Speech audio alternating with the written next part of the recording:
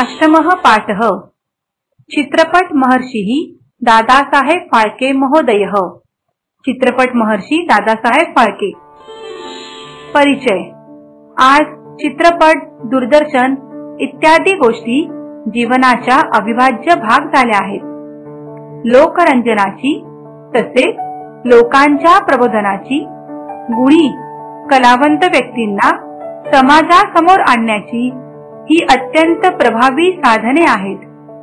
या सर्वांचा पाया घालणारे, या तंत्रज्ञानाचा विकास भारतात करण्याचा ध्यास घेणारे, आपल्या देशवासियांना चांगले उपजीविकेचे साधन उपलब्ध करून देणारे, त्यासाठी सहकुटुंब तन मन धन वेचणारे दादासाहेब फाळके भारतीय जनतेला सदैव वंदनीयच राहतील। हरिश्चंद्राची फॅक्टरी हा त्यांच्या जीवनावर काढलेला मराठी चित्रपट विद्यार्थ्यांनी अवश्य पाहावा। सर लोकात गंगा नदीं भूतले आनीय भगीरथेन प्रयत्नानां मानदंडः स्थापितः। भगीरथाने स्वर्गातून पृथ्वीतलावर गंगा नदीला आणून प्रयत्नांचा एक मानदंड प्रस्थापित केला। अस्या गंगा नद्याः महात्म्यं गंगावतरण नाम्नी स्वचित्रपटे वर्णयित्वा श्रीमता दादासाहेब फाळके महोदयेन राजा हरिश्चंद्र इति चित्रपटात आरभ्य गंगावतरण पर्यन्तं चमत्कृति दृश्यैः पूरिताः चित्रपटाः निर्माय तोषिताः चित्रपटानुरागिणः। या गंगा नदीची महती गंगावतरण नावाच्या स्वतःच्या चित्रपटात वर्णन करून माननीय दादासाहेब फाळके यांनी राजा हरिश्चंद्र या चित्रपटापासून सुरुवात करून गंगावतरण या चित्रपटापर्यंत अनेक चमत्कृतीपूर्ण दृश्यांनी परिपूर्ण अशा चित्रपटांची निर्मिती केली आणि चित्रपट प्रेमींना संतुष्ट केले। चित्रपट सृष्टेः जनकेन तेन व्यवसाये विस्मरणीयं स्थानं निर्मितम्। चित्रपट सृष्टीच्या या जनकाने या चित्रपट व्यवसायामध्ये अविस्मरणीय स्थान निर्माण केले। 20तम शतकस्य प्रारंभे चलच्चित्रपट निर्माण कार्ये बहवो विघ्नाः आसन्। 20व्या शतकाच्या सुरुवातीला चित्रपट निर्मितीच्या कार्यात अनेक अडचणी होत्या। धुंडीरायः गोविंदरायः फाळके नाम युवकः मुंबई नगर्यां प्राणिनां मूकपटं तथा भगवत प्रेषितस्य येशुक्रिस्तस्य जीवनाधारित मूकपटं दृष्ट्वा अतीव प्रभावितः। धुंडीराज गोविंदराव फाळके नावाचा युवक मुंबई नगरीमध्ये प्राण्यांच्या आणि ईश्वराचा प्रेषित असलेल्या येशू ख्रिस्ताच्या जीवनावरील मूकपट पाहून प्रभावित झाला। भारते एव भारतीय जीवनम तथा संस्कृतीम अनुसरन्तं चित्रपट निर्माणं करोमीति निश्चित्य स लंडन नगरम अगच्छत्। भारतामध्ये भारतीय जीवन तसेच भारतीय संस्कृतीला अनुसरून चित्रपटांची निर्मिती मी करीन असा निश्चय करून तो लंडनला गेला। तत्र चित्रपट निर्माण तंत्रमधीत्य स भारत देशं प्रत्यागच्छत्।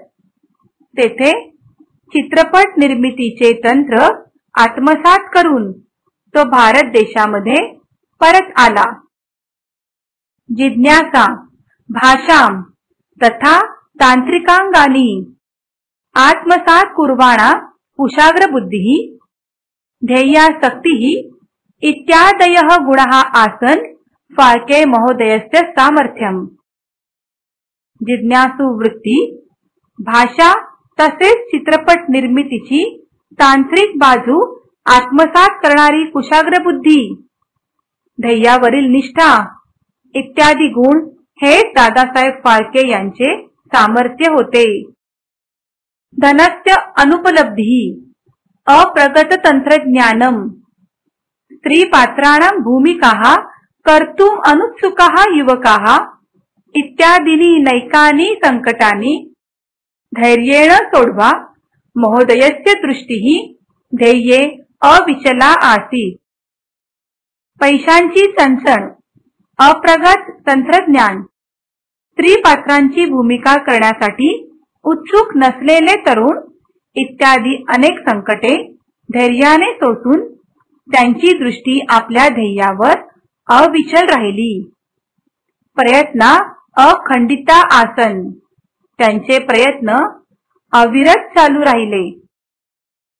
सहधर्मचारिण्या सरस्वती देव्या चित्रीकरणे सचित्रपट्टिका निर्माणे संकलने तथा च कर्मकराणां भोजनपाचनेऽपि दत्तेन पूर्णसहकार्येण महोदयः यशस्शिखरे दीर्घकालपर्यंतं विराजमानोऽभवत्। चित्रीकरणाच्या वेळी चित्रांच्या पट्ट्या तयार करणे, चित्रांचे संकलन करणे, तसेच कामगारांचे जेवण सुद्धा तयार करणे इत्यादी कामांमध्ये सहधर्मचारिणी म्हणजेच धर्मपत्नी सरस्वती देवींनी पूर्ण सहकार्य दिल्यामुळे दादासाहेब फाळके दीर्घकाळपर्यंत यशाच्या शिखरावर विराजमान राहिले। फाळके महोदयेन चित्रपटे प्रदर्शितेहि चमत्कृती दृश्यैहि प्रभाविता लंडन नगरवासिनः जनाः। माननीय दादासाहेब फाळके यांनी चित्रपटांमध्ये प्रदर्शित केलेल्या चमत्कृतीपूर्ण दृश्यांनी लंडन शहरातील लोक प्रभावित झाले होते। तत्रैव निवासार्थं तैः विज्ञप्तः फाळके महोदयः, फाळके यांनी तेथेच राहावे यासाठी त्यांनी दादासाहेब यांना विनंती केली।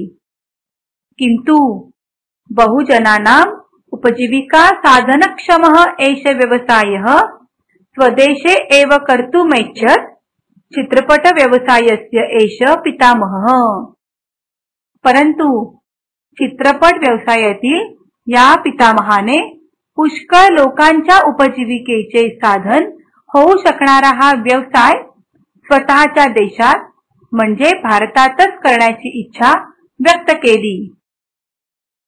चित्रपट महर्षेः स्मृत्यर्थं भारत शासनेन दीयमानः पुरस्कारः चित्रपट व्यवसायिनां कृते नित्यं स्पृहणीयः तथा सन्माननीयः एव। चित्रपट महर्षी दादासाहेब फाळके यांच्या स्मृतिप्रीत्यर्थ भारत सरकारकडून दिला जाणारा पुरस्कार चित्रपट व्यावसायिकांसाठी नेहमी स्पृहणीय आणि बहुमानाचाच राहील।